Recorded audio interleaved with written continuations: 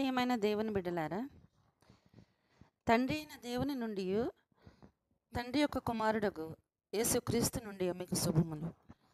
ఈ దినము మీకు ఒక సత్యము బయలుపరచవలనని ఈ యొక్క వీడియో చేయటం జరుగుతుంది. మత్తయి సువార్త 12వ అధ్యాయము 40వ వచనం.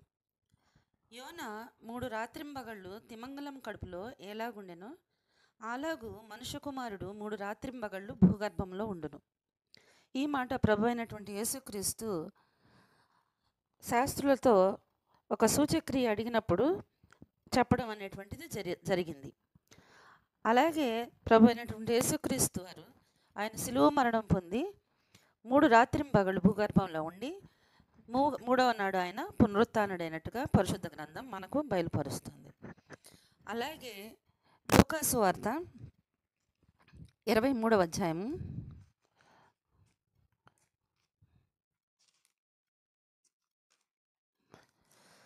54, 55, 56 వచనాలు. ఈ వచనాలు ప్రతినిత్యం కూడా ప్రతి ఒక్కరూ చదువుతూనే ఉంటారు. కానీ ఈ యొక్క వచనాల్లో ఉన్నటువంటి మర్మము అనేక మంది బోధకులకు తెలియదు. ఆ దినం సిద్ధపరచు దినము, విశ్రాంతి దినారంభము కావచ్చును. అప్పుడు గలిలయ నుండి ఆయనతో కూడా వచ్చిన స్త్రీలు వెంట వెళ్ళి ఆ సమాధిని ఆయన దేహం ఎలాగుంచబడినో చూచి తిరిగి వెళ్ళి సుగంధ ద్రవ్యములను పరిమళ తైలమును సిద్ధపరిచి ఆజ్ఞ చొప్పున విశ్రాంతి దినమున తీరికగా ఉండిరి. ఇక్కడ ఏమని రాయబడింది? ఆ దినము సిద్ధపరచు దినము, విశ్రాంతి దినారంభము కావచ్చునని 54వ వచనంలో మనకి కనపడుతుంది. ఆ తర్వాత స్త్రీలు వెళ్ళి సమాధిలో ప్రభు అయినటువంటి యేసుక్రీస్తు వారి పార్థివ దేహం ఎలాగుందో అనేటువంటి చూడటానికి వాళ్ళు వెళ్ళినట్లుగా రాయబడి ఉంటుంది. ఆ తర్వాత 56వ వచనంలో వాళ్ళు తిరిగి వెళ్ళి సుగంధ ద్రవ్యాలను పరిమళ తైలాన్ని సిద్ధపరిచి ఆజ్ఞ చొప్పున విశ్రాంతి దినమున తీరిగ్గా ఉండిరి అని ఉంది. అంటే ఈ యొక్క 3 వచనాల్లో మనం చూసినట్లయితే 54వ వచనం 56వ వచనంలో 2 విశ్రాంతి దినాలు కనపడుతున్నాయి. కాబట్టి ఈ 2 విశ్రాంతి దినాలు ఏమిటి అని మనం తెలుసుకోవాలంటే మనము లేవీకాండం 23వ అధ్యాయంలోకి వెళ్ళాలి. లేవీకాండం 23వ అధ్యాయము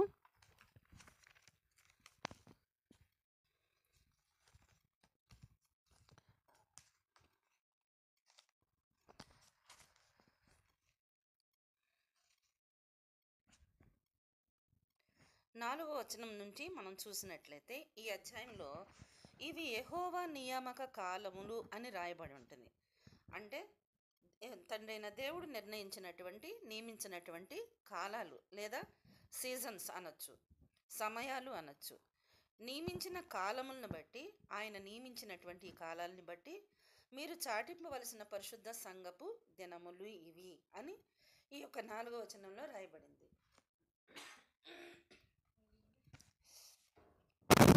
మొదటి నెల 14వ దినమున సాయంకాలమందు యెహోవా పస్కా పండుగ జరుగును. ఈ యొక్క మొదటి నెల మనం చూసినట్లయితే మనం నిర్గమకాండం 12వ అధ్యాయంలో ఇశ్రాయేలీయులు ఐగుప్తు దేశం నుండి బయటకు వచ్చినప్పుడు అక్కడ దేవుడు ఈ యొక్క మొదటి నెల గురించి చెప్తూ నెలలలో ఈ నెల మీకు మొదటి నెల అని ఆ యొక్క 12వ అధ్యాయం మొదటి వచనంలో మనకి కనబడుతుంది. ఈ యొక్క మొదటి నెలని నీసాను లేదా అబీబు మాసం అని అంటారు. మరి ఈ యొక్క నెలలో 14వ దినమున సాయంకాలం ముందు యెహోవా పస్కా పండుగ జరుగును అన్నది. యెహోవా పస్కా పండుగ, యెహోవాకు కాదు, యెహోవా పస్కా పండుగ జరుగును. ఆ తర్వాత ఆ నెల 15వ దినమున యెహోవాకు పొంగని రొట్టెల పండుగ జరుగును. 7 దినములు మీరు పొంగని వాటిని తినవలెను. మొదటి దినమున మీరు పరిశుద్ధ సంఘంగా కూడవలెను. అందులో మీరు జీవనోపాధి అయిన ఏ పనియు చేయకూడదు. 7 దినములు మీరు యెహోవాకు హోమార్పణము చేయవలనని, 7వ దినమున పరిశుద్ధ సంఘముగా కూడవలను అనేటువంటి మాటలు ఇక్కడ మనకి కనపడుతుంది. అంటే మొదటి దినం అంటే ఒక పులియన్ రొట్టెల పండుగ అనేటువంటిది, ఆ పండుగ వారం రోజులు ఉండేటువంటి పండుగ. ఆ పండుగను మొదటి దినాన్ని విశ్రాంతి పరిశుద్ధ సంఘముగా కూడవలను. అందులో మీరు జీవనోపాధి అని ఏ పని చేయకూడదు. అంటే విశ్రాంతి దినం, ఆజ్ఞ చొప్పున విశ్రాంతి దినాన ఏ విధంగా మరి తీరిగ్గా ఉంటారు. అదేవిధంగా ఈ యొక్క పులియని రొట్టెల మొదటి పండుగ రోజు అనగా దానిని విశ్రాంతి దినముగా చెప్పబడింది. అలాగే ఆ యొక్క వారం రోజుల్లో చివరి దినము 7వ దినము కూడా విశ్రాంతి దినముగా చెప్పబడింది ఈ అధ్యాయంలో. కాబట్టి ఇప్పుడు మనం తిరిగి మళ్ళీ లూకాసు వార్త మనము 23వ అధ్యాయానికి వెళ్ళినట్లయితే ఈ 2 విశ్రాంతి దినాల మర్మాలు చూసినట్లయితే మనకి ఏమని బోధపడుతుందంటే, పస్కా పండుగ అనే ఆ పండుగ 14వ తారీఖున వస్తుంది. 14వ తారీఖు ఈ యొక్క పండుగలు క్రమం చూసినట్లయితే లేవీకాండం 23వ అధ్యాయం 32వ వచనంలో చూసినట్లయితే మీరు సాయంకాలం మొదలుకొని మరుసటి సాయంకాలం వరకు మీరు పండుగ ఆచరింపవలనని అక్కడ రాయబడి ఉంటుంది. అంటే దేవుని యొక్క లెక్క దిన ప్రమాణం, దేవుని యొక్క క్యాలెండర్ ప్రకారం చూసినట్లయితే సూర్యాస్తమయం నుండి సూర్యాస్తమయం వరకు. అలాగే ఆదికాండం 1వ అధ్యాయంలో కూడా మనం చూసినట్లయితే సృష్టి కార్యక్రమం జరిగించినప్పుడు అస్తమయమును ఉదయమును కలువగా ఒక దినమాయను అని మనకు అక్కడ కనపడుతుంది. కాబట్టి ఈ యొక్క పండుగల దినములు, ఈ యొక్క నియామకాలన్నీ కూడాను సూర్యాస్తమయం నుండి సూర్యాస్తమయం వరకు ఆచరింపవలసి ఉన్నది. కాబట్టి ఈ యొక్క లూకాసు వార్త 23వ అధ్యాయం 54వ వచనంలో మనం చూసినట్లయితే పస్కా పండుగ 14వ తారీఖున అయితే 14 సాయంకాలం నుంచి 15 సాయంకాలం వరకు పస్కా పండుగ అయితే, పులియని రొట్టెల పండుగ 15 సాయంకాలం నుంచి వారం రోజులు, 7 రోజులు అన్నమాట. ఈ యొక్క 15వ సాయంకాలము పండుగ విశ్రాంతి దినంగా మనకి కనపడుతుంది. మనం ఇందాక లేవీకాండం 23వ అధ్యాయంలో చదివినట్లు ఈ యొక్క పులియని రొట్టెల పండుగ వారం రోజుల్లో మొదటి దినము పరిశుద్ధ విశ్రాంతి దినం, అది పండుగ విశ్రాంతి దినం అంటారు.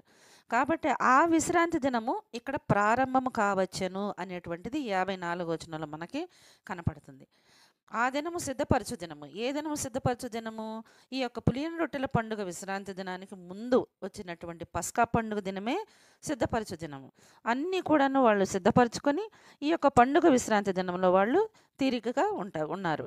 అలాగే యేసు ప్రభు వారిని సిలువ వేసిన తర్వాత ఆయన్ని పార్థివ దేహాన్ని పాతిపెట్టిన తర్వాత మరి వీళ్ళు ఆ యొక్క పండుగ విశ్రాంతి దినం, పులియని రొట్టెల పండుగ మొదటి రోజు విశ్రాంతి దినంలో వీళ్ళు ప్రవేశించినప్పుడు వాళ్ళు ఆ విశ్రాంతి దినంను తీరిగ్గా ఉన్నారు.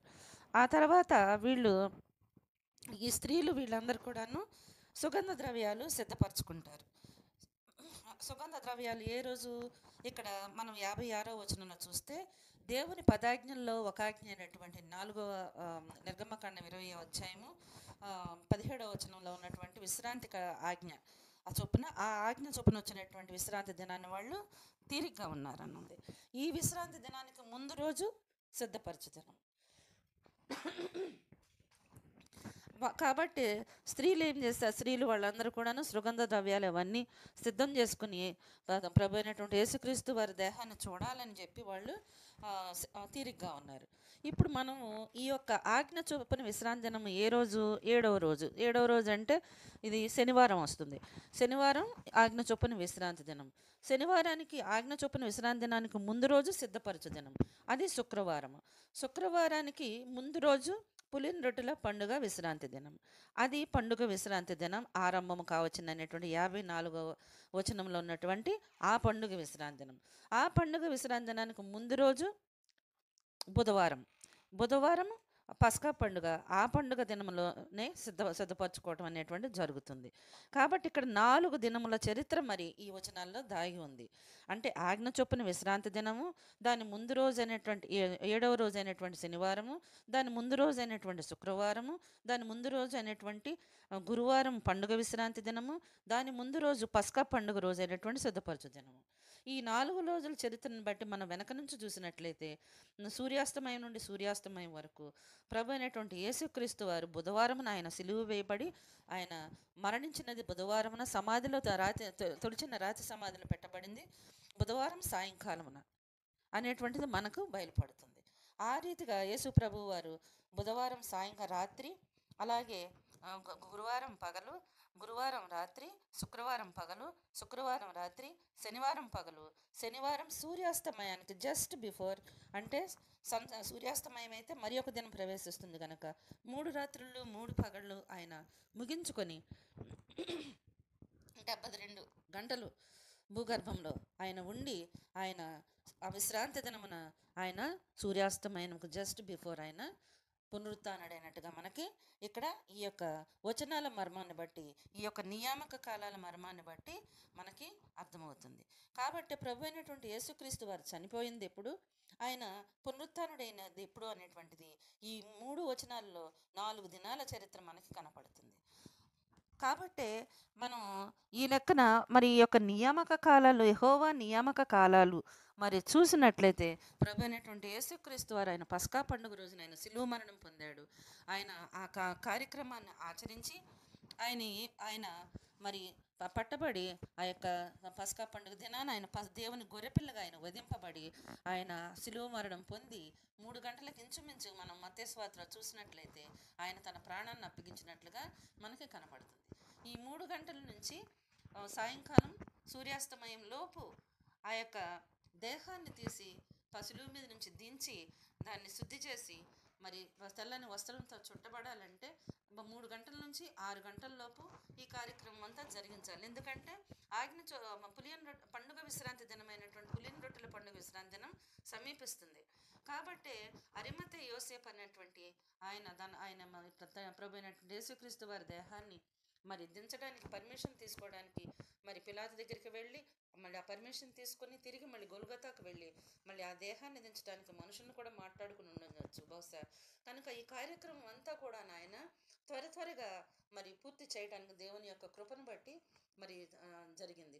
సూర్యాస్తమయం పాత నిబంధన గ్రంథంలో చూసినట్లయితే నరసింహం ముట్టినవాడు అపరిశుద్ధుడు అని ఉంటుంది, తను శుద్ధి చేసుకోవాలని ఉంటుంది. కాబట్టి పరిశుద్ధమైనటువంటి ఆ యొక్క నియామక కాలాల్లో ప్రవేశించాలంటే మరి ఆయన ఆ కార్యక్రమాన్ని త్వరగా ముగించుకొని ఆయన శుద్ధి చేసుకొని బహుశా పులియన్ రొట్టెల పండుగ విశ్రాంతి దినంలో ప్రవేశించారు. అంటే యేసు ప్రభు వారు బుధవారం రాత్రి ఆయన తొలిచిన రాతి సమాధిలో ఉంచబడ్డారు. ఆ రీతిగా మనము 3 రాత్రులు 3 పగళ్ళు మరి ప్రభు అయినటువంటి యేసుక్రీస్తు వారు సమాధిలో ఉన్నట్లుగా మనకి రుజువు కనపడుతుంది. అలాగే ఆయన సిలువ వేయబడిన దినము రుజువు వస్తుంది. అలాగే ఆయన పునరుత్థానుడైనటువంటి దినము రుజువు వస్తుంది. శనివారం సూర్యాస్తమయంకి ఆయన గడియల్లో ఆయన పునరుత్థానుడయ్యాడు. కాబట్టి మనము చూసినట్లయితే ఇక్కడ స్త్రీలు ఆ మరుసటి రోజు వెళ్ళి మరి ఆయన దేహం సమాధిలో దగ్గరికి వెళ్ళేసరికి ఏమని ఉంటుంది, మన సువార్తలను మనం చదువుకున్నాం. రాయి దొర్లించబడి అక్కడ 2 తెల్లని వస్త్రం ధరించుకున్నటువంటి వారు కూర్చొని వాళ్ళు వెతుకుతుంటే వాళ్ళని ఇక్కడ సజీవుడైన వారిని మీరు మృతులలో ఎందుకు వెతుకుతున్నారు, ఆయన చెప్పినట్టు ఆయన లేచి ఉన్నాడు అని చెప్పి వాళ్ళు చెప్పడం జరిగింది. ఉదయాన్నే వెళ్ళటానికి కారణం ఏంటంటే మనము నెహెమ్యా గ్రంథంలో మనం చూసినట్లయితే విశ్రాంతి దినము ప్రారంభం గడియల్లో ఆ యొక్క యెరూషలేము యొక్క గుమ్మాలు లేదా గేట్లు మూసేయటం అనేటువంటిది జరుగుతుంది. ఎటువంటి ట్రాన్సాక్షన్ అనేటువంటిది జరగటానికి వీల్లేదు. ఎందుకంటే విశ్రాంతి దినాన్ని ఉల్లంఘిస్తారన్న ఉద్దేశంతో ఏంటంటే యెరూషలేము గుమ్మాలన్నిటిని కూడా మూసివేయటం అనేటువంటిది జరుగుతుంది. ఆ రోజుల్లో మరి సివిలైజేషన్ బట్టి అప్పుడున్న మరి ఇదిని బట్టి మరి ఆ రోజుల్లో కరెంటు లేదు, మరి ఏమీ లేదు. ఏ పనులు చేసుకోవాలన్నా దీపం వెలుతురులోనే వాళ్ళు పనులు చేసుకోవాలి. కాబట్టి ఏ పనుల్లో విశ్రాంతి దినం ప్రవేశించగానే ఆ గుమ్మాలు మూసేసేవాళ్ళు. వాళ్ళు సమాధుల దగ్గరికి వెళ్ళాలంటే మరుసటి తెల్లారుజామునే వేకువజామునే వాళ్ళు బయలుదేరి సమాధుల దగ్గరికి వెళ్ళాల్సి వస్తుంది. కాబట్టి ఎందుకంటే చీకటి పట్టిన తర్వాత ఇంకా యెరూషలేము గుమ్మాలు పండుగ విశ్రాంతి దినాల్లోనేమి ఆజ్ఞ విశ్రాంతి దినాల్లోనేమి గుమ్మాలన్నీ మూసివేయబడి ఉంటాయి. ఎప్పుడు విశ్రాంతి దినం గడిచిపోయిన తర్వాతే తెరవబడుతుంది. అది ఎప్పుడు తెల్లవారుజామున తీయబడిన తర్వాత వీళ్ళు పరిగెత్తుకుని వెళ్ళి సమాధి దగ్గరికి వెళితే ఆయన చెప్పినట్టే లేచి ఉన్నాడు. సూర్యాస్తమయంకు విశ్రాంతి దిన గడియల్లోనే సూర్యాస్తమయంలో సమయంలోనే ఆయన పునరుత్థానుడయ్యాడు. అంతేగాని ఆదివారం పునరుత్థానుడు అయ్యాడనేటువంటిది మన వాళ్ళు అర్థం చేసుకోవటం కాదు. కానీ ఇది రోమన్ కేథోలిక్ సంఘము వాళ్ళు మరి ఈ విధంగా దేవుని యొక్క పండుగలను కానీ న్యాయ పద్ధతిని కానీ మరి క్రీస్తు శకము 325లోనే ఈ యొక్క విశ్రాంతి కట్టడలను మార్చేసేసి లేదా దేవుని యొక్క నియామకాలను మార్చేసినట్లుగా దానియేలు ముందుగానే ప్రవచించడం జరిగింది. అది దానియేలు 7వ గ్రంథం 25వ వచనంలో మనం చూస్తే మనకు అక్కడ కనపడుతుంది ఒక రాజు గురించి. ఆ విధంగా ఈ యొక్క నియామకాలన్నీ కూడాను ఈ రోజున చాలామంది ఏమని చెప్తారంటే ఈ పండుగలన్నీ కూడా ఇశ్రాయేలీలకే, మనకు కాదని చెప్తారు. అది ఎంతవరకు నిజం అనేటువంటిది మనం పరిశీలించినట్లయితే ఒకసారి సంఖ్యాకాండం వద్దకు వెళ్దాం. మనం సంఖ్యాకాండంలో దేవుని యొక్క కట్టడ ఏమని చెప్తుంది అనేటువంటిది మనం ఒకసారి పరిశీలిద్దాం. దేవుని మాట అది, మన మాట కాదు. ఆయన ఒకవేళ ఇశ్రాయేలీలకే ఇచ్చాడు. ఇశ్రాయేలీలు ఐగుప్తు దేశంలో నుండి బయటకు వచ్చినప్పుడు వారితో పాటు కేవలం వాళ్ళు ఒక్కళ్ళే రాలేదు, వాళ్ళతో పాటు అన్యజనులు, మిశ్రిత జనం ఉన్నారనేటువంటిది మనకు వాక్యాల్లో మనకి కనపడుతుంది. ఈ సంఖ్యాకాండంలో 9వ అధ్యాయము లో పస్కా పండుగ ఆచరించినప్పుడు ఇక్కడ దేవుడు కొన్ని విషయాలు చెప్తాడు వాళ్ళకి. ఇక్కడ ఏమనంటే 9వ అధ్యాయం 6వ వచనంలో కొందరు నరసంను ముట్టుట వలన అపవిత్రులై ఆ దినమున పస్కా పండుగను ఆచరించలేకపోయారు.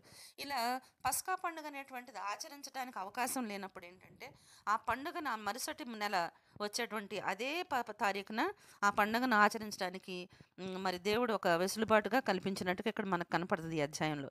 అది 9వ వచనంలో, 6వ వచనంలో మనం చూసాము, 11వ వచనంలో మనకు కనపడుతుంది. వారు 2వ నెల 14వ దినమున సాయంకాలమున దానిని ఆచరించి పొంగన వాటితోనూ చేదుకూరలతోనూ దాన్ని తినవలెను. పస్కాను ఆచరించే విధానం, అలా పస్కా ఆచరించే కట్టడ అనేటువంటిది ఎవరైనా బై అన్ఫార్చునేట్లీ ఏదైనా దూర ప్రయాణం కానీ ఎందుకంటే దేవుడు ఈ యొక్క నియామక కాలాల్లో ప్రధానమైన నియామక కాలాలు పస్కా పండుగ, పులియన్ రొట్టెల పండుగ, పెంతెకొస్తు పండుగ, అలాగే పర్ణశాలల పండుగలు. వీటిని దేవుడు ప్రధానమైన పండుగలుగా ఆయన చెప్తున్నాడు ఒక చోట ద్వితీయోపదేశ కాండంలో. ఈ పండుగల్లో ఈ 3 ప్రధానమైన పండుగల్లో ప్రతి వాడును యెరూషలేముకు తప్పనిసరిగా వచ్చి ఈ పండుగలు ఆచరించాల్సిందే. కాబట్టి తండ్రి అయిన దేవుడు ఏం చేశాడంటే ఒకవేళ ఎవరైనా ఇలాగే మరి ఒక ఇంట్లో ఎవరైనా చనిపోయినప్పుడు అపవిత్రులు అయినట్లయితే లేదా ఏ కారణం చేతనైనా వాళ్ళు ఆచరించలేకపోయినట్లయితే పస్కా పండుగని దానిని 2వ నెల 14వ తేదీ సాయంకాలం ఆచరించవచ్చు అని చెప్పాడు. అలాగే ఈ క్రమంలో ఎవరైనా అన్యులు ఆచరించాలనుకుంటే 14వ వచనం చూసినట్లయితే మీలో నివసించు పరదేశి యెహోవా పస్కాను ఆచరింపగోరినప్పుడు అతడు పస్కా కట్టడ చొప్పున దాని విధిని బట్టి దానిని చేయవలెను. పరదేశికిని మీ దేశంలో పుట్టిన వానికి మీకును ఒకటే కట్టడ ఉండవలెను. ఏమని చెప్పాడు దేవుడు? ఒకవేళ మీ మధ్యలో మీతో పాటు కలిసి వచ్చినటువంటి పరదేశులు మీ మధ్య ఉండి వాళ్ళు కూడా ఈ యొక్క నియామకాలు ఆచరించాలని అనుకుంటే వాళ్ళకి మీకు ఒకే కట్టడ ఉండాల్సిందే. అంతేగాని వాళ్ళకు వేరు లేదు, మీకు వేరుగా ఉండదు. మీరు వాళ్ళు ఒకటే ఈ విషయంలో అనేటువంటిది తండ్రి అయిన దేవుడు మరి చెప్పినట్లుగా మనకు కనపడుతుంది. అలాగే సంఖ్యాకాండంలో చూసినట్లయితే మరి ఇదే మరి 15వ అధ్యాయంలో చూస్తే 29వ వచనంలో కూడా మనకు అదే కనపడుతుంది. అలాగే సంఖ్యాకాండంలో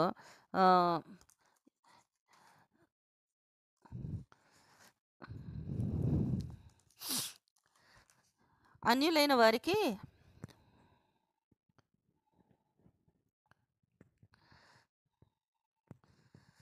ఎందుకంటే ఇక్కడ దేవుడు చెప్తాడు ఖచ్చితంగా ఈ విధంగా మీరు ఆచరించాలని. ఇలాగూ సంఖ్యాకాండం లేవీకాండంలో కూడా కనపడుతుంది. మీలో ఉన్న పరదేశికుని మీ దేశంలో పుట్టిన వానికి ఒకటే కట్టడ ఉండాలన్నది.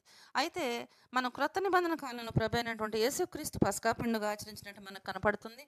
అలాగే అపోస్తలుడైన పౌలు గారు కూడా పస్కా పండుగ ఆచరించినట్టు మనకి కనబడుతుంది. అయితే ఈ యొక్క విషయాలు చాలామంది గ్రహించక అపోస్తలుడైన పౌలు గారు తన పత్రికలన్నీ కూడాను అన్యులైనటువంటి దేవుని సంఘాలు అలాగే యూదులైనటువంటి దేవుని సంఘాలకు ఆయన పత్రికలు రాసినట్టుగా మనకు కనపడుతుంది. గలతీయులకు కానీ కొరింథీయులకు కానీ రాసినప్పుడు ఆయన అక్కడ పండుగల గురించి వాటి గురించి మాట్లాడుతూ మరి మీరు అమావాస్యనైనను పండుగ విశ్రాంతి దినం అనే వాటి విషయం అన్నపానముల విషయంలోనైనాను మీరు తీర్పు తీర్చని ఎవరికి ఆ! అవకాశం ఇయ్యొద్దన్నాడు. ఎందుకు? వీళ్ళందరూ కూడాను ఈ సంఘస్థులంద దేవుని సంఘం అంతా కూడాను, ఈ యొక్క మొదటి సంఘం అంతా కూడాను అన్యులు, అలాగే యూదులు కలిసినటువంటి ఈ సంఘాలన్నీ కూడాను దేవుని యొక్క నియామక కాలాలను ఆచరించేటువంటి వారు వీళ్ళు. అంతేగాని నేడు మన క్రైస్తవ సంఘాలు ఆచరించేటువంటి ఆధారం లేనటువంటి పండుగలు వాళ్ళు ఆచరించినట్టుగా ఎక్కడా కనపడలేదు. ఈ పండుగలన్నీ కూడాను మరి చూసినట్లయితే, చరిత్ర ప్రకారం చూసినట్లయితే రోమన్ కేథోలిక్ సంఘము ప్రవేశపెట్టినట్లుగా ప్రతి ఒక్కరు నేడు గ్రహిస్తున్నారు. కానీ గ్రహించి అవి చేయకూడదు అంటున్నారు, కానీ చేయదగిన వాటిని నిర్లక్ష్యం చేస్తున్నారు. ఎందుకంటే ఆది అపోస్తుల సంఘమే కానీ, అపోస్తులే కానీ, క్రీస్తు కానీ నడిచినటువంటి, స్థాపించినటువంటి, చూపించినటువంటి మాదిరిని అనుసరించడానికి మరి నిర్ణయించుకోవడానికి ఇష్టపడట్లేదు. మనం చూసినట్లయితే అపోస్తులు దేవుని పండుగలను క్రీస్తు మరణానంతరం పెంతుకోస్తు పండుగ ఆచరించారని రుజువు కనపడుతుంది. పెంతుకోస్తు పండుగ అపోస్తుల కార్యం 2:1 వచనంలో చూస్తే కనపడుతుంది. అలాగే ఫిలిప్పీలో పౌలు పస్కా ప్రభురాత్రి భోజనము, అలాగే ఈ యొక్క పులియన్ రొట్టెల పండుగ దినాలు ముగించుకున్నట్టుగా మనకు కనపడుతుంది. అపోస్తుల కార్యం 26 పౌలు పెంతుకోస్తు పండుగ ఆచరించాడు. అపోస్తుల కార్యం 20:16లో పస్కా ప్రభురాత్రి భోజనము, పులియన్ రొట్టెల పండుగ ఆచరిద్దాము అని కొరింథియ అన్యుల సంఘంతో చెప్తున్నాడు. ఎవరికి చెప్తున్నాడండి? కొరింథియ అన్యుల సంఘంతో. మరి అంటే అన్యులైనటువంటి క్రైస్తవులు ఆచరించారని ఉంది కదా, ఇశ్రాయేలీలకు మాత్రమే అని చెప్పబడలేదు కదా. 1 కొరింథీ 5:8 ఇలా లేవీకాండం 23:1-44 లేని దేవుని పండుగలను క్రీస్తును పోలి ఆచరించాడు అపోస్తలుడైన పౌలు గారు. కాబట్టి నేను క్రీస్తు యేసును పోలి నడుచుకున్న ప్రకారం మీరు నన్ను పోలి నడుచుకోండి అని దేవుని యొక్క నియమాల విషయంలోనే కానీ, ప్రతి క్రమముల విషయాల్లో కానీ అపోస్తలుడైన పౌలు గారు తన పత్రికల్లో సంఘాలను హెచ్చరిస్తున్నట్టుగా మనకు కనపడుతుంది. ఒక చోట అయితే ఆ అపోస్తుల కార్యం 18:21 తెలుగులో ఆ వాక్యం అయితే లేదు, కానీ ఇంగ్లీష్లో I must by all means keep this feast that cometh in Jerusalem. యెరూషలేములో జరుగు పర్ణశాలల పండుగను ఆచరించుటకు నేను తప్పక ఆచరించవలేను అనేటువంటి మాట అపోస్తలుడైన పౌలు చెప్తున్నాడు అక్కడ. కాబట్టి మరి ఈ విధంగా ఈ యొక్క పండుగలన్నీ కూడాను మరి మరుగున పడిపోయి క్రైస్తవ సమాజం నిరీక్షణ లేదా రక్షణ ఏర్పాటు ఇమిడి ఉన్నటువంటి ఈ పండుగలు, అంతేకాకుండా ప్రభు అయినటువంటి యేసుక్రీస్తు వారి యొక్క మరణ పునరుత్థానాలు, ఆయన యొక్క ప్రతి సంభవము ఇమిడి ఉన్నటువంటి పరిశుద్ధమైన నియామక కాలాలు. భూమి మీద పరిశుద్ధ సంఘం ఏదైనా ఉంది అంటే అవి పరిశుద్ధ సంఘముగా కూడవలసినటువంటి విశ్రాంతి దినాలు, పండుగ విశ్రాంతి దినాలు అని చెప్పవచ్చు. ఈ యొక్క నియామక కాలాల్లో మనం ఆయన సముఖంలో కనబడినప్పుడు నిర్గమాకాండం 31 ఆయన విశ్రాంతి దిన ఆజ్ఞ కట్టడలో ఆయన హెచ్చరించినట్లే ఈ నా విశ్రాంతి దినములు అంటున్నాడు. నా విశ్రాంతి దినము, విశ్రాంతి దినములు అంటున్నాడు.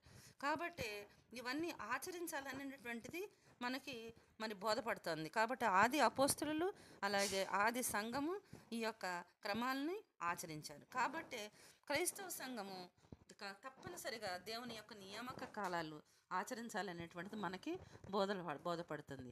ఈ యొక్క విగ్రహారాధిక సంబంధమైనటువంటి గ్రెగోరియన్ క్యాలెండర్ అయినటువంటి జనవరి డిసెంబరు క్యాలెండర్లో క్రైస్తవులు ఎవరు కూడా అనుసరించడానికి, దీని సంఘ కార్యక్రమానికి ప్రధానమైనదిగా దీన్ని ఎంచకూడదు. ఎందుకంటే ఇది క్రీస్తు పూర్వం 45వ సంవత్సరంలోనే సోసిజినస్ అనేటువంటి నక్షత్ర శాస్త్రజ్ఞచే బైబిల్ క్యాలెండర్కు వ్యతిరేకంగా తయారు చేయించబడింది. దీన్ని అపోస్తులు కానీ, క్రీస్తు కానీ, దేవుని సంఘాలు కానీ అనుసరించలేదు. కేవలం దేవుని క్యాలెండర్ను వాళ్ళు అనుసరించారు. అదే క్రమాన్ని మేము అనుసరిస్తున్నాం. అయితే ఈ యొక్క దేవుని పండుగలు అక్కర్లేదు అనేటువంటిది దాని గురించి మాట్లాడి ముగించడానికి ముందుగా ఒక చిన్న మాట ఏంటంటే, దేవుని యొక్క క్రమాలు ప్రతిదీ మనం అనుసరించినట్లయితే మన క్రమమునగా మనం తీర్పు తీర్చబడతాం. అలాగే మనం అక్రమంగా దేవుని యొక్క క్రమాలను మనం అనుసరించినట్లయితే అక్రమకారులుగా మనము తీర్పు తీర్చబడతాం రేపు జడ్జిమెంట్లో. కాబట్టి ఈ యొక్క నియామక కాలాలన్నీ కూడాను మనము ప్రభు అయినటువంటి యేసుక్రీస్తు వారి మరణము, ఆయన యొక్క చూసినట్లయితే ఈ యొక్క పండుగలు చూసినట్లయితే ఆయన పునరుత్థానము, మరణం అనేటువంటిది పస్కా పండుగ రోజున జరిగింది. పులియన్ రొట్టెల పండుగ ప్రభు అయినటువంటి యేసుక్రీస్తు వారు పాపరహితంగా జీవించి ఆయన మరణము సంభవించిన తర్వాత ఆయన 3 రాత్రింబగళ్ళు భూగర్భంలో ఉండి ఆయన పునరుత్థానుడైనటువంటి దినములుగా మనకు కనపడుతుంది. అలాగే ఈ యొక్క పులియన్ రొట్టెల పండుగ ఆఖరి విశ్రాంతి దినము దగ్గర నుండి పెంతెకొస్తు పండుగకు వారముల పండుగ అంటారు. పెంతెకొస్తు పండుగను వారముల పండుగ అంటారు, లేదా ప్రథమ ఫలముల పండుగ అంటారు. అక్కడ వరకు 50 దినాలు లెక్కించి 50వ రోజున పెంతెకొస్తు పండుగ ఆచరించమని దేవుడు కట్టడగా నియమించాడు. అలాగే పరిశుద్ధాత్ముడు ఈ భూమి మీదకి అడుగుపెట్టినటువంటి దినం అపోస్తుల మేడగది మీద కూడుకొని ఉన్నప్పుడు యేసుప్రభు వారు ఆరోహణం అయ్యేటప్పుడు వాగ్దానం చేశాడు, నేను వెళ్ళి వేరొక ఆదరణకర్తను మీ వద్దకు పంపుతాను అని చెప్పి. ఆ విధంగా ఆయన ఆరోహణం అయిన తర్వాత పరిశుద్ధాత్ముడి యొక్క పెంతెకొస్తు పండుగ రోజున మరి భూమి మీదకి వచ్చి అక్కడ ఉన్న కూడుకున్నటువంటి వాళ్ళందరి మీద అగ్నినాళికల వలె విభాగింపబడ్డాడు. పరిశుద్ధాత్ముడు భూమి మీదకి వచ్చిన తర్వాత ఆయన తిరిగి వెళ్ళలేదు, మనతో ఉన్నాడు. ఎవరైతే ప్రభు అయినట్టు యేసుక్రీస్తును సొంత రక్షకుడిగా అంగీకరిస్తున్నారో వాళ్ళు వారిలో ఈ యొక్క పరిశుద్ధాత్మ ప్రవేశించి సర్వసత్యంలోనికి నడిపించబడటం అనేటువంటిది జరుగుతుంది. కాబట్టి పస్కా పండుగ రోజున మరణము, పురియం రొట్టెల పండుగలో పాపరహితుడిగా ఆయన జీవితం కనపడుతుంది. ఆయన సమాధి చేయబడి 3 రాత్రింబగళ్ళ నుండి పునరుత్థానుడై అలాగే ఆ సంభవం కనపడుతుంది. పెంతెకొస్తు పండుగ రోజున పరిశుద్ధాత్ముడు భూమి మీదకి వచ్చాడు. ఈ 3 పండుగలను హెబ్రీలు ఏమంటారంటే వీటిని స్ప్రింగ్ ఫీస్ట్ అంటారు, లేదా ఈ యొక్క వసంతకాల పండుగలు అంటారు. ఆ తర్వాత ఏతనీం అనేటువంటి 7వ మాసంలో 4 పండుగలు వస్తున్నాయి. ఆ పండుగలు వాటిని ఏమంటారంటే ఫాల్ ఫీస్ట్ అంటారు, లేదా కోతకాల పండుగలు. వాళ్ళ ప్రాంతంలో వాళ్ళు కోతలు జరిగిన బార్లీ, ఎవలు వీటిని కోతలు చేసేటువంటి సమయం అన్నమాట ఆ పొలాలలో. ఆ పండుగ 4 పండుగల్లో మొదటి పండుగ అనేటువంటిది ఆ యొక్క ఏతనీం మాసం మొదటి పండుగ అనేటువంటి శృంగధ్వని పండుగ అని కనపడుతుంది.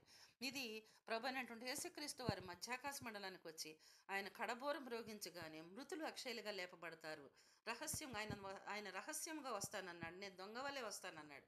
ఆ రీతిగా ఎవరైతే అందరూ ఆ శబ్దం వినరు కానీ ఆయన వారు మాత్రమే ఆ శబ్దం విని మరి మొదటి పునరుత్థానము అంటే మృతులు అక్షయులుగా లేపబడటం, సజీవులుగా ఉన్నటువంటి వారు మార్పు చెందటం, రెప్పపాట్లు అనేటువంటిది జరగటానికి సాదృశ్యమైనది ఆ పండుగ.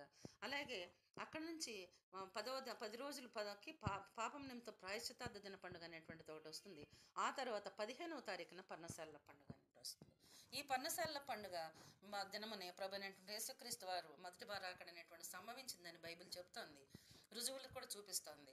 అలాగే ఆయన 2వ రాకడ కూడా అది ప్రవచనంగాను ఇది నెరవేర్పుగాను అదే పండుగ రోజున పర్ణశాల పండుగ రోజునే ఈ యొక్క భూమి మీద ఆయన అడుగు పెడతాడు. ఈ యొక్క సర్వలోకానికి రాజులకు రాజుగా ప్రభులకు ప్రభువుగా ఈ యొక్క భూమి మీద అడుగుపెట్టి ఆయన 1000 ఏళ్ల పరిపాలన సాగిస్తాడనేటువంటి దానికి సాదృశ్యంగా ఆ పండుగ వారం రోజులు కనపడుతుంది. కాబట్టి ఈ పండుగలన్నింటిలో కూడా ప్రభు అయినటువంటి యేసుక్రీస్తు వారు అలాగే మన యొక్క నిరీక్షణ ఏదైతే ఉందో, మనం తండ్రి అయిన దేవుని దగ్గరికి మన నివాసం ఇక్కడ కాదు కానీ ఈ భూమి మీద కాదు కానీ మన తండ్రి వద్ద ఉన్నది అనేటువంటిది ఆ యొక్క నిరీక్షణ కలిగి విశ్వాసం కలిగి జీవించే పరిశుద్ధమైన జీవితం గడిపేటువంటి నియామక కాలాలుగా మనం ప్రభు అయినటువంటి యేసుక్రీస్తుల ప్రవచనాలుగా మనకి కనబడుతున్నాయి. కాబట్టి ఇటువంటి పవిత్రమైనటువంటి పరిశుద్ధమైనటువంటి ఒక సగటు విశ్వాసకి నిరీక్షణ కలిగించేటువంటి ఈ యొక్క నియామక కాలాన్ని సాతాను కాలక్రమేణా మరుగు చేసేసింది. క్రైస్తవ సమాజానికి మరుగు చేసి బైబిల్లో పరిశుద్ధ గ్రంథంలో లేనటువంటి విగ్రహారాధిక పండుగలను ప్రవేశపెట్టి ఆ రీతిగా ఆచరించడానికి అలవాటు చేసేసింది. ఇది ఒక్క రోజులో జరిగింది కాదు. ఈ యొక్క ఏదైతే ప్రకటన గ్రంథంలో దేవుడు ఒక సంఘాన్ని తప్పుడు సంఘమని దేవుడు చెప్తున్నాడో ఆ సంఘము ఈ యొక్క ప్రపంచాన్ని దగ్గరగా శతాబ్దాలుగా శాసించి మరి అనేక మంది పరిశుద్ధులను కూడా చంపించినట్లుగా చరిత్ర రుజువులు కనపడుతున్నాయి. కాబట్టి అది చేసిన శాసనాలను గౌరవించిన పరిశుద్ధుల్ని చంపించిందని కనపడుతుంది.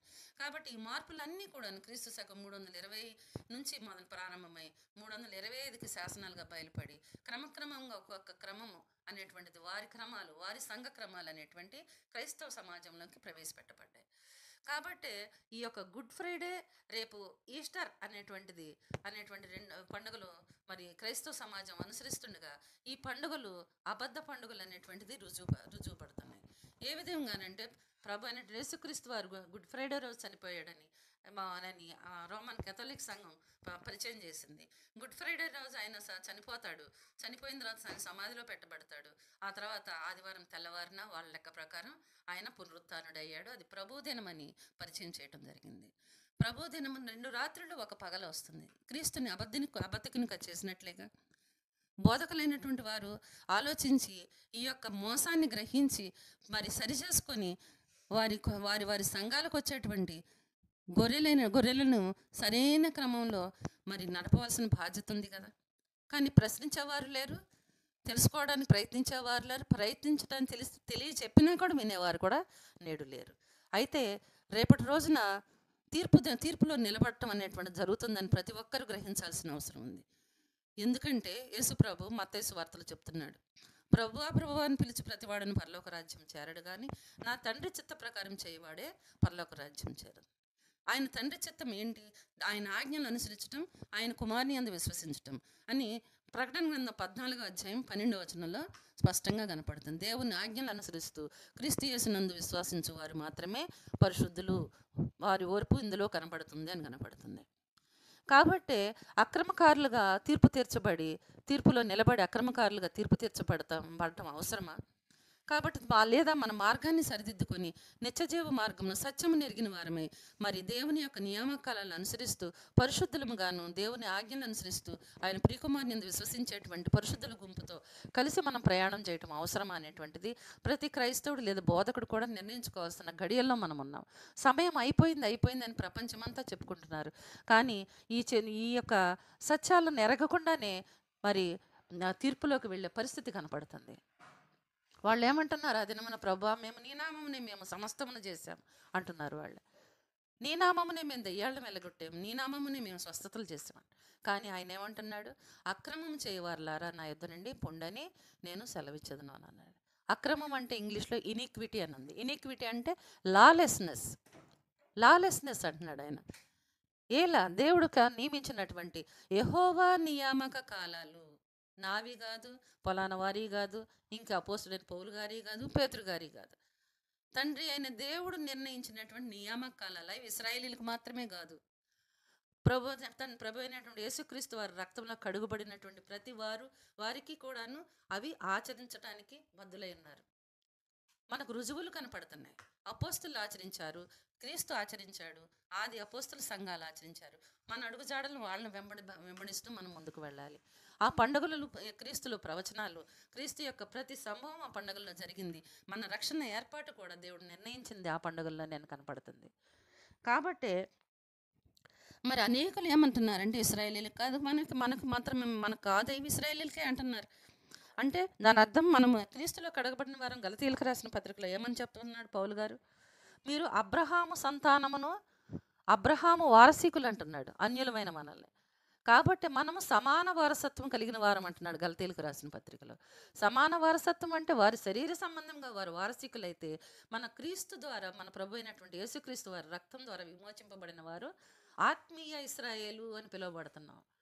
కాబట్టి వాళ్ళకున్న వాగ్దానాలు మనకి నిలిచున్నాయి, వాళ్ళకున్న కట్టడలు, వాళ్ళకున్న సమస్తం మనకు నిలిచి ఉన్నాయి. మనము దేవుని ఇశ్రాయేలు అవుతున్నాము అని చెప్పబడింది వాక్యం. కాబట్టి మనం సర్వసంపూర్ణులుగా మనం ఈ లోకంలో జీవించాలంటే దేవుడు చెప్పిన ప్రతివి కూడా మనము ఆచరించి దేవుని దృష్టిలో మనం నిర్దోషులుగా తీర్పు తీర్చబడాలంటే మనము ఆయన క్రమాలను మనం ఆచరించాల్సింది. ఎందుకంటే అపోస్తులు ఆచరించారు, వాళ్ళు అడుగుజాడలు మనం అనుసరించాలి. ఆది సంఘం ఆచరించిన వాళ్ళు అడుగుజాడలు మనము ఆచరించాలి. చివరిగా నేను ఒకసారి మీకు జకరియా రాసిన పుస్తకంలోకి మిమ్మల్ని జకరియా 14వ అధ్యాయం చూడండి. ఇక్కడ మీకు చాలా ఇంపార్టెంట్ అయినటువంటి మెసేజ్ కనపడుతుంది. 16వ వచనం నుంచి 19వ వచనాల వరకు నేను చదువుతాను. మరియు యెరూషలేము మీదకి వచ్చిన అన్యజనులలో శేషించిన వారందరూ సైన్యములకు అధిపతి యెహోవా అయిన రాజునకు మొక్కుటకు పర్ణశాలల పండుగ ఆచరించుటకు ఏటేటా ఒత్తురంట. ఎప్పుడు ఈ మాట మనం ఈ యొక్క 14వ అధ్యాయం చూసినట్లయితే ప్రభు అయినటువంటి యేసుక్రీస్తు వారు ఆయన రెండవ రాకడలో యెరూషలేము తూర్పు తట్టున ఉన్నటువంటి ఒలీవకొండ మీద ఆయన తన పాదములు ఉంచుతాడు, అక్కడ అడుగు పెడతాడు అనేటువంటిది మనకు ఈ అధ్యాయంలో కనపడుతుంది. అయితే ఈ యొక్క యెరూషలేములోకి అన్యజనులు శేషించిన వారంట ప్రభు అయినటువంటి యేసుక్రీస్తు వారిని సేవించడానికి, రాజులకు రాజు ప్రభువులకు ప్రభు అయినటువంటి మన క్రీస్తు వారిని సేవించడానికి పర్ణశాలల పండుగ ఆచరించడానికి ఏటేటా వస్తారంట. లోకమందుండు కుటుంబంలో సైన్యములకు అధిపత్య యెహోవాను రాజునకు మొక్కుటకై యెరూషలేమునకు రాని వారందరి మీద వర్షం కురవదంట. ఐగుప్తీల కుటుంబపు వారు బయలుదేరి రాకయు ఉండిన ఎడల వారికి వర్షము లేకపోవును. పర్ణశాలల పండుగ ఆచరించుటకై రాని అన్యజనులకు తాను నియమించిన తెగులుతో యెహోవా వారిని మొత్తును. ఐగుప్తీయులకును పన్నశాలల పండుగ ఆచరించుటకు రాని అన్యజనులందరికీ రాగల శిక్ష వేయండ్ల పరిపాలన ఇదే. ఏమంటారండి? ఐగుప్తీయులకి అన్యులకి పన్నశాలల పండుగ సంబంధం ఏంటి? రాకపోతే వదిలేయచ్చుగా దేవుడు. మరి రాకపోతే వాళ్ళని ఈ విధంగా శిక్షిస్తానని ఎందుకు చెప్పాడు? ఈరోజు తిరస్కరించిన వారికి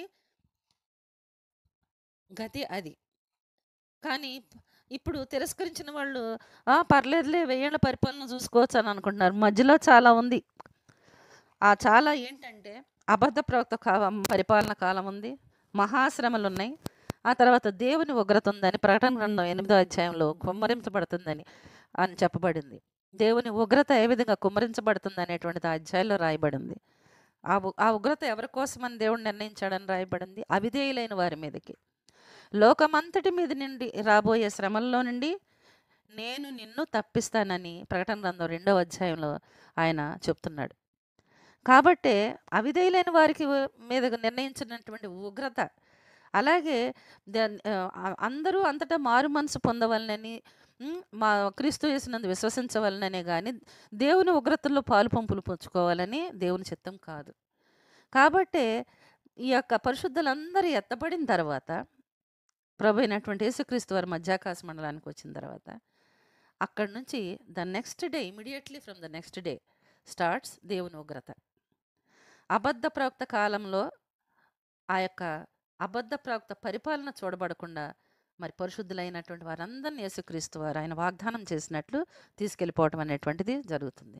ఆ తర్వాత అబద్ధ ప్రవక్త కాలంలో విడువబట్టం, ఎవరైతే నమ్మి విశ్వసించక ఈ యొక్క దేవుని యొక్క క్రమాలనే కానీ దేవుని యొక్క ప్రధానమైన విశ్రాంతి దినాన్ని విశ్రాంతి దినాన్ని మర్చిపోయి ఆ యొక్క తప్పుడు సంఘం ప్రవేశపెట్టినటువంటి పునరుత్థాన దినం అయినటువంటి ఆదివారం అని ప్రవేశపెట్టినటువంటి వారికే కానీ అందరూ కూడాను వదిలివేయబడటం అనేటువంటి జరుగుతుంది. ఇది నేను తీర్పు తీర్చట్లేదు, పరిశుద్ధ గ్రంథం క్లియర్గా చెప్తున్నది. నేను ఒక షార్ట్ బ్రీఫ్గా మాట్లాడుతున్నాను. నేను మీరే పరిశీలించండి. ఈ రోజుల్లో గూగుల్ సెర్చ్లు సమస్తం ఉన్నాయి, పరిశీలించండి వాక్యాన్ని. కాబట్టే ఇశ్రాయేలీలకు వేరుగా మనము లేము, మనకు వేరుగా వాళ్ళు లేరు. ఒలివ చెట్టు అదే, వేరు మనల్ని భరిస్తుంది. చెట్టు నిజమైన ఒలివ ఇశ్రాయేలు, అంటుకట్టబడిన వాళ్ళం మనం. చెట్టుని మొత్తం వేరు భరిస్తుంది.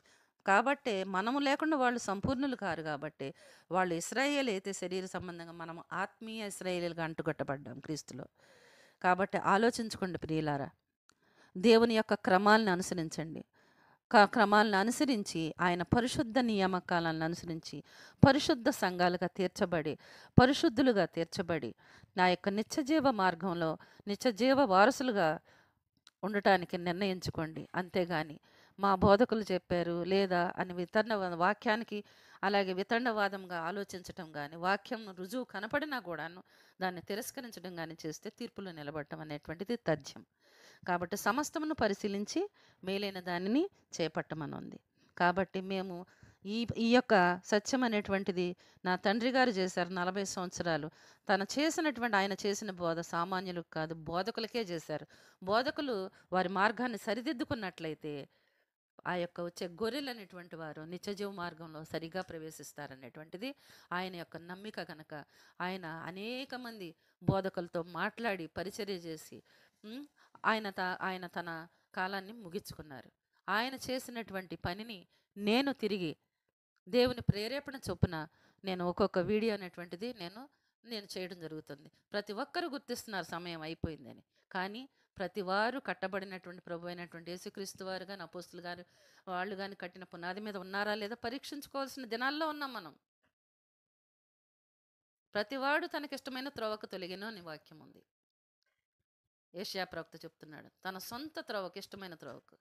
అలాగే పేతురు భక్తుడు కూడా చెప్తున్నాడు ఏమని, జనులు సత్యమునకు చెవియ్యక దురద చెవులు గలవారే తమకిష్టమైన బోధకులను ఏర్పరచుకుంటారంట. అటువంటి కాలంలో మనం ఉన్నాం. కాబట్టి ప్రియులారా, ఈ యొక్క సత్యమును గ్రహించిన వారే మరి మీ యొక్క మీరు అనుసరించేవేంటి, మీరు ఎంతవరకు దేవుని మహిమకై అనుసరిస్తున్నారు, మేము దేవుని మహిమకే కదా, దేవుని ప్రచురించడానికి, క్రీస్తు మరణాన్ని ప్రచురించడానికే కదా అని ఇప్పటి వరకు చాలా జరిగింది అవమానం క్రీస్తు నామానికి, దేవుని నామానికి. తెలిసి తెలియని మిడిమిడి జ్ఞానంతో చేసిన సేవకుల పరిచర్యల వల్ల అపహాస్యం పాలైంది. యేసుక్రీస్తు పుట్టుక దినం అపహాస్యం పాలైంది. అలాగే చాలా చాలా విషయాలు కూడా అపహాస్యం పాలైనాయి. కాబట్టి ఇకనైనాను దేవుని నామానికి అవమానం కలుగుకున్నట్లు సరైన సత్య మార్గంలో నడుచుకోవాలని నాయన ఎంతో ప్రేమతో హెచ్చరించడం అనేటువంటిది జరుగుతుంది. వందనాలు.